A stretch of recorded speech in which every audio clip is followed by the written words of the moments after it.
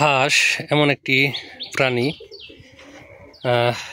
এর কিন্তু পানি ছাড়া চলেই না। যদিও চীনা হাঁস পালন করতে এতটা পানির প্রয়োজন হয় না, মানে এগুলো এতটা গোসল করে না অন্য অন্য হাঁসের মতো। তবুও মাঝে মধ্যে গোসলের ব্যবস্থা করা দরকার। তো কয়েকদিন যাবৎ গোসল করানো হয় না, তো ওদেরকে আজকে গোসল করিয়ে দেব। দেখেন এই যে গোসলের জন্য ব্যবস্থা করছি। ওরা দুইজন, পানি তো খুব একটা নাই, পানি দিয়ে দিতে হবে এখন। ওখানে ওদের দুপুরে খাবার দিছি। শীতকালে অবশ্যই কিন্তু দুপুরে গোসল করা দেওয়া হবে। দুপুরে খাবার খাচ্ছে, দেখেন এই যে এটা খুলে দেবো, পানি দেবো, দেখবেন যে কীভাবে এসে গোসল ওরা করা শুরু করে। পানির প্রতি কিন্তু হাঁসের একটা আগ্রহ অন্য ধরনের।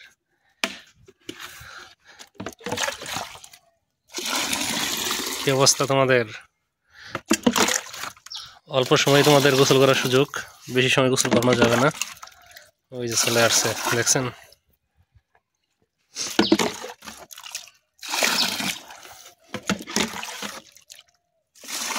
এখন ওরা নিজেদের মতো গোসল করে নেবে।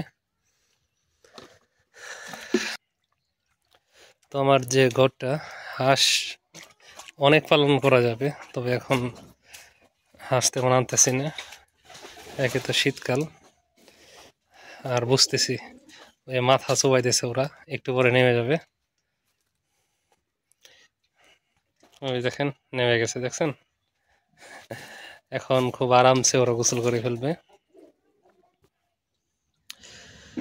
আর মুরগির কিন্তু গোসল কিন্তু অন্য ধরনের। মুরগি কিন্তু গোসল করে বালি দিয়ে, আর ওরা গোসল করে পানি দিয়ে। কবুতর গোসল করে পানি দিয়ে।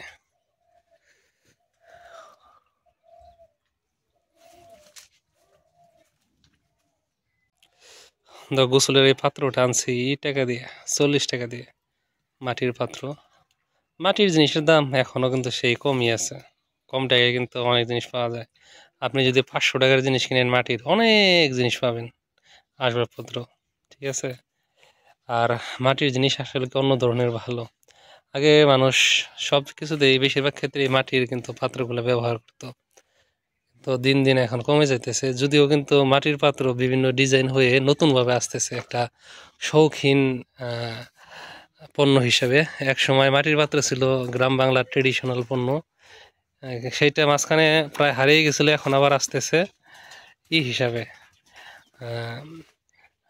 শৌখিন পণ্য হিসেবে আসতেছে। কে রে এত দৌড়াদৌড়ি করতেছে ওরা? কি ব্যাপার, পোকা পাইছে নাকি?